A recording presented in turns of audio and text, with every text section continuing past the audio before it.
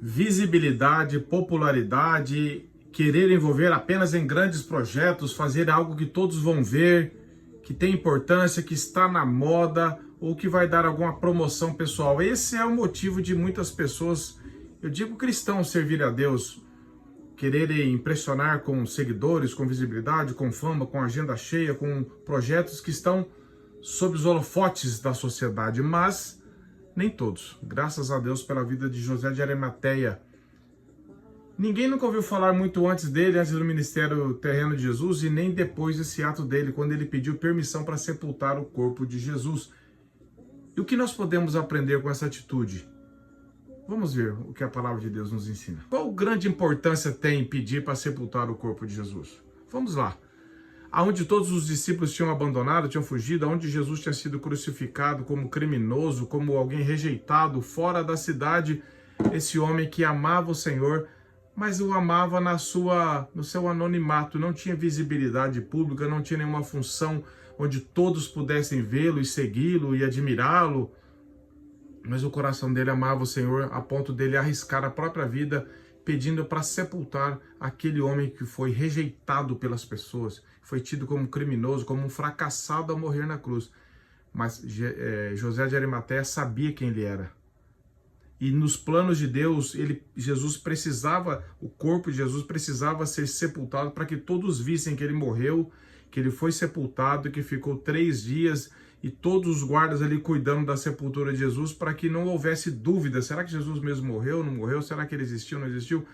A Bíblia é perfeita e ela deixa isso para nos convencer da veracidade da morte e da ressurreição de Jesus.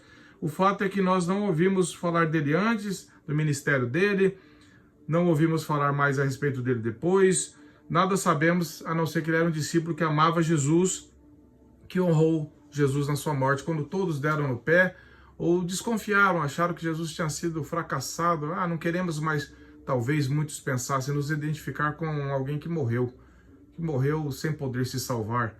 Era essa a visão de muitas pessoas. Os apóstolos haviam abandonado o Senhor Jesus, porque era perigoso mostrar-se um discípulo de Jesus naquela situação.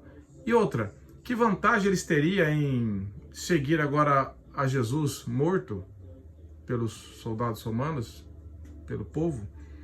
Mas José de Arimateia vem à frente com ousadia e pede o corpo de Jesus e deposita na sua própria sepultura nova.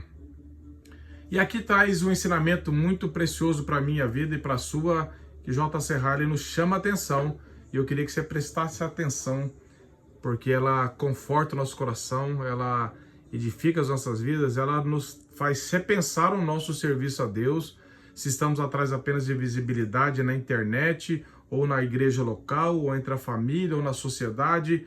Por que nós servimos a Deus? Será que nós estamos presos ao tanto de pessoas que reconhecem, ou ao longo período de serviço? Não, o que vale para Deus é o nosso coração, a nossa motivação diante dele, seja atos pontuais.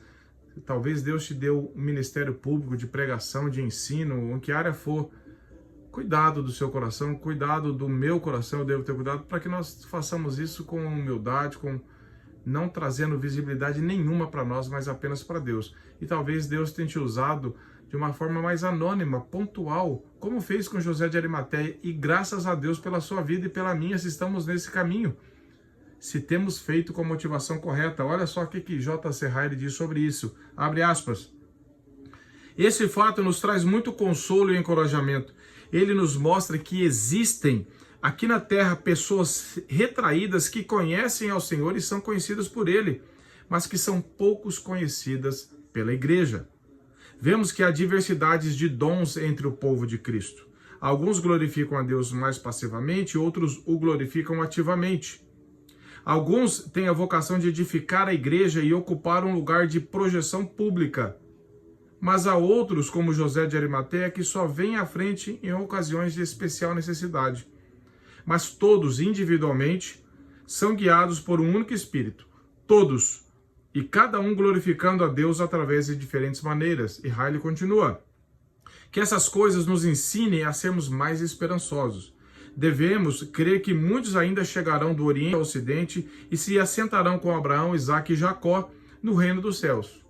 Pode haver, em lugares ocultos da cristandade, muitos que, como Simeão, Ana e José de Arimateia, no presente são bem poucos conhecidos, mas que haverão de brilhar entre as joias preciosas do Senhor Jesus no dia de seu aparecimento.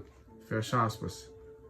Que lição para nós, para que o nosso serviço a Deus seja somente para Deus, em que área for, para muitas pessoas, para uma pessoa, em situações de curto período, em situações longas, não nos prendamos a isso.